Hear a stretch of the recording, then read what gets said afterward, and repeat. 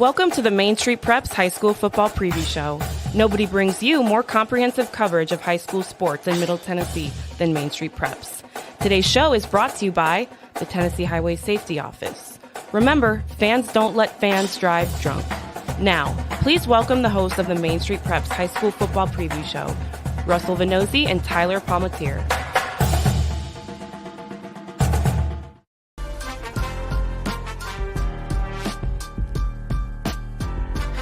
Welcome into the Main Street Preps High School Football Preview Show. I'm Russell Venozzi, flying solo today on the show, but still excited about what we've got coming for you guys.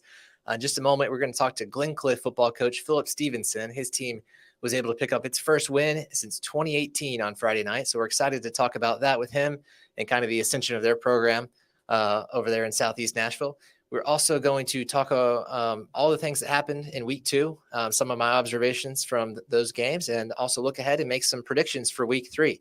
So we're happy to be here, brought to you by the Tennessee Highway Safety Office, of course. And let's go ahead and jump into our interview now with Mr. Phillip from Glencliff Football. Phillip, thanks for being here today. Thanks for having me on. Yeah, you betcha. So, Phillip, that win last week over Republic, it was a big one for you guys, 40-46. We're able to get that first win since the 2018 season. Just take me through what that celebration was like for your players, for your coaches, and just everybody that's helped make this possible this season. It was awesome, man. I got hit with the cooler twice. I thought I stepped past the first one, and then here come a second one. But those guys, man, they had fun, man. They were excited. The families were excited. Ran into several faculty members, principals down on the field after the game. They were taking pictures of the scoreboard. It was just a good feeling. Toward the end of it, funny is that I had 2 seniors kind of sitting back in the back of the end zone after everyone had already gone down to the locker room after the field, the majority of everybody. And, they were over there just reminiscing. And some stories that they told me was that David Johnson was one of them, and Hervinska Eugene, 2 seniors, told me about how they had sat through or played through 70-0 losses. And I think he mentioned like a 90-0 loss, a loss where they had turned off the clock to, I guess, save face. But they were just saying how they had went through so much adversity, and to actually be on the other side of that, they were just soaking it in, man, sitting in the end zone, empty field. We cleaned up the pylons, and they're just sitting there. So I was able to sit with them for a few minutes on the field and take it in and just kind of enjoy that with them in that moment.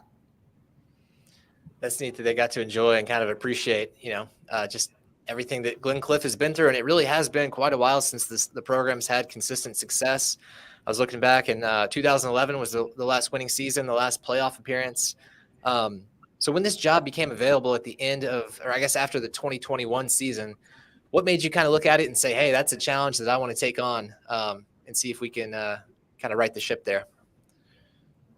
Yeah, man. So that was rough. I actually, so my mom died when I was 3, so I really was raised with my dad, and then he actually died in 2020, in May of 2020, not of COVID, but it was during that COVID. We were doing virtual school, and it was a difficult time for me, and so I had kind of quit football at that time and had trying to get myself together. Started coaching track at Laverne High School when the job opened, and I knew that football was my passion. I knew that my dad would want me to continue with what my passion is and not, sort of give up on things. And so I was looking for somewhere to fit in. And, Glencliff, I saw that was open. I came down, which is a short drive from Murfreesboro, looked at the campus, looked at the practice field, the game field, and, the bones were good.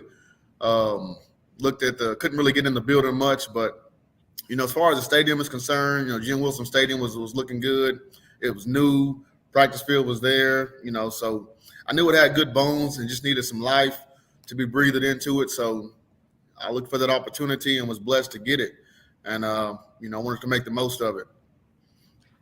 So when you got to Glencliff, I think it was around the spring of 2022 when you were officially hired, what was kind of the state of the program? I mean, what were some specific things you felt like were going to be obstacles, and maybe some other things where you felt like there was really some opportunities to have some success?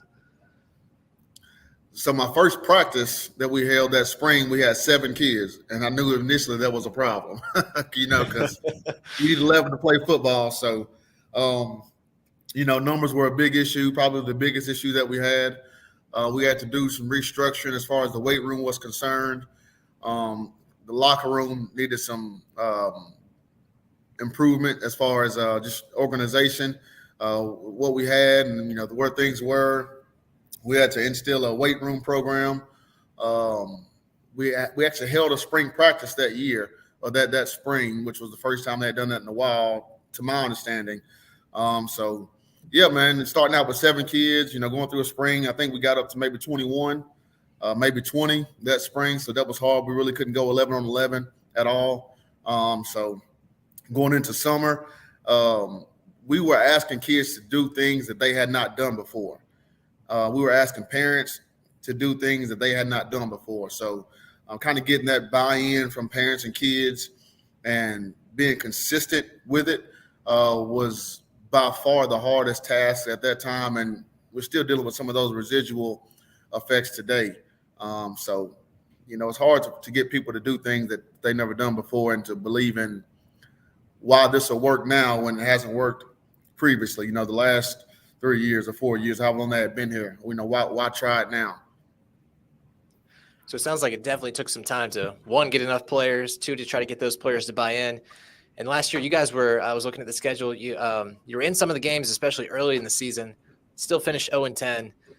Was there anything that happened this offseason, any progress that made you say, okay, I think we're going to break through in 2023 and get our first win? Yeah, I mean, we got some more kids coming out. That definitely helped. We started getting consistent numbers. I think, that this summer, I think we didn't go under maybe 25, which was astronomically better than what it was in the past, to be in June and July and have 20, 30 kids at practice. So, like I said, last year we couldn't even practice 11 versus 11. So we really didn't play real football. So being able to do that was definitely monumental and game-changing as far as Glencliff football is concerned. So your senior quarterback, Eric Thomason, he had a big night last week against Republic, accounted for 4 touchdowns. He's up for our Main Street Preps / Delta Dental Football Player of the Week. Can you take me through Eric's development and, maybe where he's improved the most over last season? Eric's a great leader. He's a 3-sport athlete, plays baseball, and he's the point guard on the basketball team, pitches on the baseball mound. And of course, he's our quarterback. He's a big boy, man. He reminds me of Jared Lorenzen from Kentucky. I don't know how old you are, but he's got an arm on him. He's got some shiftiness to him, but he's a big guy. So he's probably just as good of a runner as he is a passer. But he definitely is a leader. And Eric played his part in getting the team together last year. Being the point guard, being the pitcher, guys kind of follow him. And so when we kind of got him on board with the program and what we were doing, it was kind of easy to lean on him to kind of help wrangle some of those stragglers in. But yeah, he didn't throw a pick, which is, we've been kind of harping on him to take care of the football. He has a tendency to kind of force plays sometimes, but he settled in this year. Settled in against Republic. Didn't have a bad game against Stratford, but he had a good game against Republic. Did not turn it over in the air. I think he had 1 fumble, and we got to get that fixed. But he's being consistent, and that's what we ask him. Be consistent back there in the pocket, make consistently good decisions, and he's doing that. So that's kind of leading us to some success. I do remember Jared Lorenzen. That's an awesome comparison there. He was a difficult guy to bring down, so it's neat to have a quarterback that has a unique skill set like that. And Phillip, with Glencliff having been out of the spotlight for the last several years, with the lack of success, I was looking up and down the roster, really didn't recognize a whole lot of names. So along with Eric, who are some guys on your team that we really need to know about? Thanks for asking that, man. I don't do social media much, but when I get on there, I try to tweet diamonds in the rough when we talk about Glencliff football, because we certainly have a lot of diamonds here. Just looking at the roster, man, going down number 1, Emmanuel Kenyawa. He goes about 6'3", Right now, he's about 205. He's a big kid, man. He's got nice, soft hands. He's got large, long wingspan. He could really play outside linebacker. We play him at safety. He can play corner. He could probably put his hand on the ground and play defensive end. But now he's a ball player. You got Marquise Smith, another senior. He's about 6 foot, 185. He's a southpaw, so he's left-handed. He's our backup quarterback, but he can also run the football at running back. He plays slot for us. He could easily go out wide. He could play safety. He plays corner for us. Heversky Eugene is another senior. He plays defensive tackle for us. He could play defensive end or linebacker. Really, he could probably play safety, a strong safety at the next level, but he plays offensive tackle for us. I think he had 6 solos Friday night, 2 forced fumbles. I mean, he was in the backfield all night long. David Johnson, another senior. I think he's 51. I think he's our leading tackler right now, but I mean, he brings the boomstick, and when he hits you, it hurts. He's also our long snapper. He's also playing on the offensive line. It's funny, man, because we actually have a lot of power lifters on our team, more than we have football players. But David and Hervinsky are sacrificing and playing down in the trenches for us. Let's see. We got Kimjika Ajoku. He's actually one of our STEM prep kids. We co-op with STEM prep, but he's a senior. I think he benches maybe 300 or 400 pounds, but he's down at nose tackle. He plays offensive guard for us, and he's living in the backfield and definitely causing some fits for defenses. So those are just a few guys. I'm leaving some out, and I apologize to those guys who I am leaving out. But, man, Glencliff is loaded with talent. Talent's been here. I think where we lacked was in the weight room and in conditioning. Anytime you're not doing summer workouts and not having consistent spring practices, you're going to fall behind, especially in Tennessee football.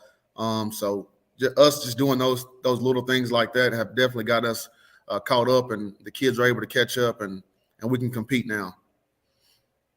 So this year, Glencliff moved up from Class 4A to Class 5A. That's just kind of how it goes sometimes based on the student population. So a stiff challenge here in this league. You guys are in the region 6-5A. You look down the line there, you got Centennial, Hillsborough, James Lawson, Nolensville, Page, the runner-up from the past couple seasons in Class 5A.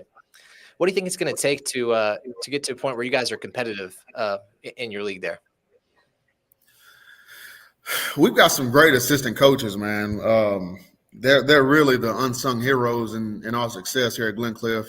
I kind of get the credit, but really it's our assistant coaches who do the heavy lifting. Coach Lane, the offensive coordinator, and Coach Sparks, defensive coordinator. They live in the film room. They keep our guys in film. We try to watch film at least 4 or 5 times a week. But I think the biggest thing, man, is just practicing. I think if we can have consistent practice, good practices, I think that turns into good play on the field. And we haven't always done that. Like I said, last year we couldn't go 11 on 11. Early on or later on that last year, guys weren't being consistent. This year we're starting to get more consistent practice. So when we can do that, like I said, I think we can play with anybody. The experience might not be there, but, I tell them all the time, they can only play 11 at a time. So I think when we get to those Nolanvilles and Centennial games, those guys will outnumber us 2-1 probably, because we only have 60 helmets. We carry about 45 on the roster right now, but, we can get 11 guys, 22 guys that want to play hard for us. I think we can compete. And you guys are doing some cool things to sort of connect with Glencliff's past. I saw that you hosted a flag football game for alumni a few weeks ago, and next month you guys are also retiring Jerry Broadbent's number 22 jersey. He was a running back for Glencliff in the 60s, went on to have a long high school coaching career, including a lot of success there at Glencliff, his alma mater. How is that type of outreach helpful for you guys as you're trying to build up today's program? The alumni game was great, man. That was one of the better crowds that I've seen here. I would say top 3 crowds that I've seen in my short span here. But Coach Broadbent, man, there's a lot of history at Glencliff that not a lot of kids know about. This generation, they don't know, but Glencliff had a state championship run back in '99. I think some of the rezoning kind of hurt the school as far as, the kids who were coming in. But there's a rich tradition here at Glencliff, and a lot of these alumni know that, and they want to breathe life back into the program. So some of those guys were able to come and tour the facility, the updates that we've made at the school with the new weight room, updates to the locker room, and even the stadium. The stadium's only less than 10 years old. So for them to come in and see that Glencliff is still alive and doing well, that's big, man, because we need the alumni buy-in. We need the community to buy in. One of the alumni were telling me at the alumni game about how the games fans would be on the fence line, and they would be parking way down by Woodbine Clinic and walking down to the game at Glencliff High School, which is about half of a mile. So we want to get the stadium back to that, where they got to park down the street and walk just to get in. So having the alumni with us and showing up is huge. Having the faculty and staff is huge, showing up, and of course the community. I want the community to be involved, and donations always help, but the presence is better. Along those lines, Phillip, last one for you. If let's say a year from now we were to have this same conversation, where would you hope that Glencliff is by that point? Do you guys have goals for 1, 2, 3, 4 years from now, as far as kind of the progress you hope to see, just in terms of, I guess, the on-field and off-field stuff? Yeah, my goal is to win a state championship. Whether that's here at Glencliff or elsewhere, I want to win a state championship. I expect to win every game.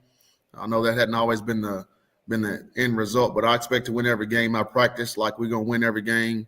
We prepare like we're gonna win every game, and then we go out and play the game. So we're gonna get ready for Eastside Hardin tomorrow night here at home, and then after that we'll get ready for Nolensville next week. But my goal is to go to the playoffs every year and eventually win a state championship. So if we can get there, I'll be happy. And until then, I won't be happy. And even if we win one, I want to win another one. So that's kind of where I am. And I told the kids, my main goal as an educator, being an English teacher, I want to get some kids to college. We got some kids who are definitely worthy of playing collegiate football. We talk about Eric Thomason, Marquise Smith, Herbinsky Eugene, David Johnson, Kimjika Ojoku, all those are 3.0 guys. They're 3.0 plus students, great academic students who can perform on the field, multiple sport athletes, great character, great discipline. And even we can got some guys who go 2.5 and up who are recruitable, who look good in pads and out of pads. So I want somebody to sign a scholarship this year. Somebody needs to come and recruit these diamonds we have here at Glencliff and give these kids another chance to show what they can do at the next level. Well, sounds like you guys are certainly on your way, Phillip. So congratulations once again on the big win last week, and appreciate your time today, and good luck against Ezo Harding. Thank you for having us. Go Colts. All righty, that has been Glencliff football coach Phillip Stevenson. Really inspiring stuff there, what the Colts have been able to do so far, and we'll see if they are able to keep it up. But we are going to go ahead and take a quick commercial break and then come back with my week 2 observations. So stick around for that.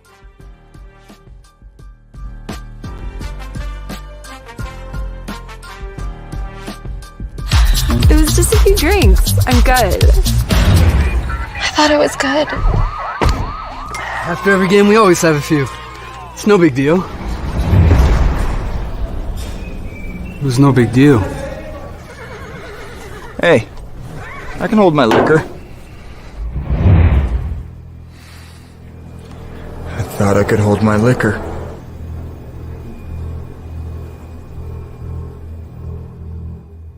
As an Allstate agent in Gallatin, Larry Maynard knows many local families. His knowledge and understanding of the people in this community helps them provide customers with outstanding service. Give Larry a call at 615-452-1500. Macon Bank and Trust Company is a proud supporter of the Gallatin Green Wave. For over 100 years, Macon Bank and Trust has offered a true hometown banking experience to help you meet your financial goal. We are local people with local decision making and ready to serve you. Don't let pain keep you from doing the things you love. With our world-class physicians, Houston Clinic Orthopedics will have you back enjoying your life in no time. From ortho care to physical therapy and more. Visit our website to book an appointment. Houston Clinic Orthopedics, when experience matters. Craving the juiciest, most delicious burgers in Dixon? Look no further. Luke's Burgers and Breakfast has got you covered. Whether you're in the mood for a mouth-watering cheeseburger or a breakfast burrito, we have it all. Our secret? Only the freshest ingredients, cooked to perfection every time. So why settle for ordinary when you can have extraordinary? Come on down to Luke's Burgers and Breakfast, where every bite is an experience.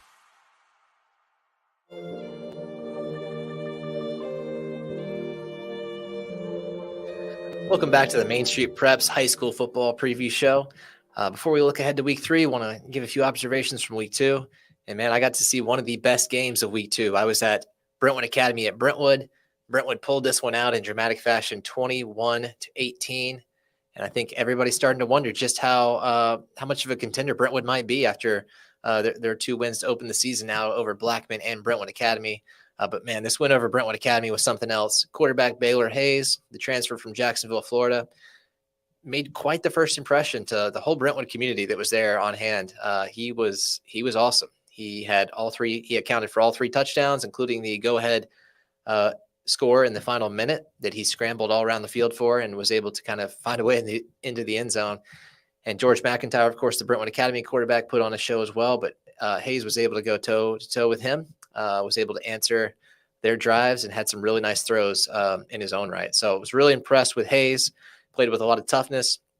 Asked Brentwood coach Clint Finch afterwards who Hayes reminds him of, and he said Brian Garcia, the former Ravenwood quarterback from a couple of years ago that I believe is now at playing college football in Louisiana now. But that was his high school comparison, but he said that Hayes likes to sort of model his game after Mackenzie Milton, the former UCF quarterback that eventually went on to Florida State after his really severe leg injury, was able to get back on the field. But that was a guy that, can make plays with his legs and can make all the throws. And that's what Hayes is. He's already got a handful of Division I offers, and I would expect that list to grow if he continues to play this way. So huge pickup for Brentwood there in the transfer market. And elsewhere, though, Pearl Cone living up to the hype. They now have wins over CPA and NBA after the first 2 weeks, and they are up to number 2 in our Main Street Preps top 25 rankings. So a wonderful start there for the Firebirds, and those were their 2 toughest games. Coach Tony Brunetti likes to schedule some tough non-region games in the early going, so hardly any better teams out there to play, to test yourself against than CPA and NBA. They were able to get both of them, knock off both of them, so that was huge. The key for Pearl Cone now the rest of the way, I think in their, final 8 regular season games, is just to not to overlook anybody. They've got some teams on their schedule that are going to be beatable. And as long as they just keep playing the way they've been playing, I don't see any reason why they can't have a really great season and make another run at the Class 4A state title. And they've got all the experience needed to do that, all the experience on defense and offense to sort of keep everybody grounded, keep everybody playing well. So, and on top of all that, starting next week against Pure Academy, they are going to have their new artificial turf field ready to go. It's the first Metro field ready of the 15 that they are resurfacing, 13 football fields, 2 soccer fields. So Pearl Cone, a lot of good things happening for them right now. And if you're a Firebirds fan, plenty of reasons to be fired up and to go check out that game next week at their renovated stadium. Lastly here, big question of the first couple weeks. Is it time to hit the panic button on the Division II AAA East region? The teams that coming into the year where everybody had sort of penciled in as favorites, Lipscomb Academy, Brentwood Academy, Montgomery Bell Academy. After 2 weeks, those teams are a combined 0-6. Now they've all played tough schedules, but I don't think anybody expected them to be 0-6 at this point combined. The short answer here is the panic button does not need to be hit. I think these teams have learned a lot from these tough games they've played early. When you look down the line, Lipscomb Academy lost to IMG Academy. We weren't expecting necessarily a win there. That's a powerhouse with players from all over the country. And then they had every chance to win that Saraland, Alabama game last week on ESPN and just couldn't quite come out with it there in overtime. So really no harm, no foul there. Brentwood Academy lost narrowly to CPA and Brentwood, who both appear to be really solid teams. So not a whole lot of reason to hang your hat there either. And then NBA is still kind of figuring out its quarterback situation, and they lost to Pearl-Cohn and Innsworth. So definitely not the start any of those teams were expecting, but they've still got plenty of time to turn it around. But hey, if you look over at the West region was definitely overlooked during the offseason, but Innsworth and Father Ryan are both 2-0. So it's definitely not all bad in the Division II AAA classification for the Nashville area teams. And I have a feeling that some of those teams that have had tough starts are going to start to see their luck change pretty soon, just with all the talent and the coaching that they've got at all three of those schools. So those are my week 2 observations. Let's take another break, and then we will come back with some predictions for week 3.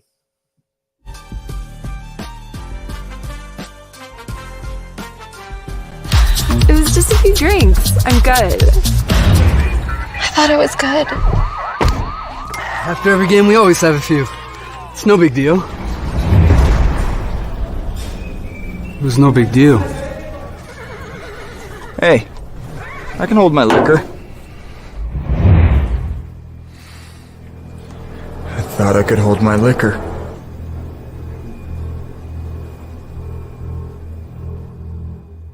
Welcome to the GR Group at Cry Like Realtors. Our team is comprised of seasoned veterans, military spouses, and other real estate professionals with strong ties to the military community.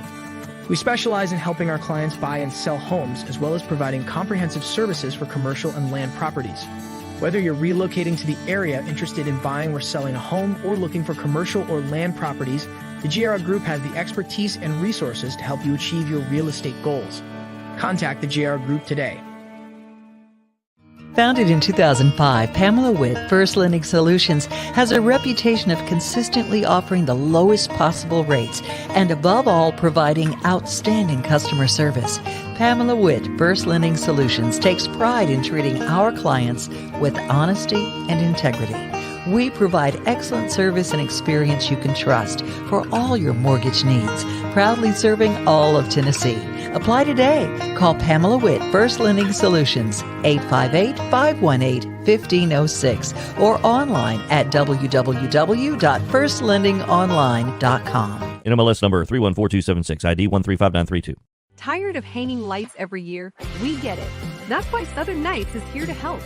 We install programmable lighting on your home or business so you can enjoy beautiful, customizable lighting all year round.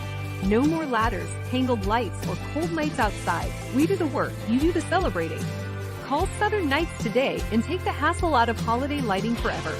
For a free quote, give us a call at 931-241-3074 or visit our Facebook page at Southern Nights.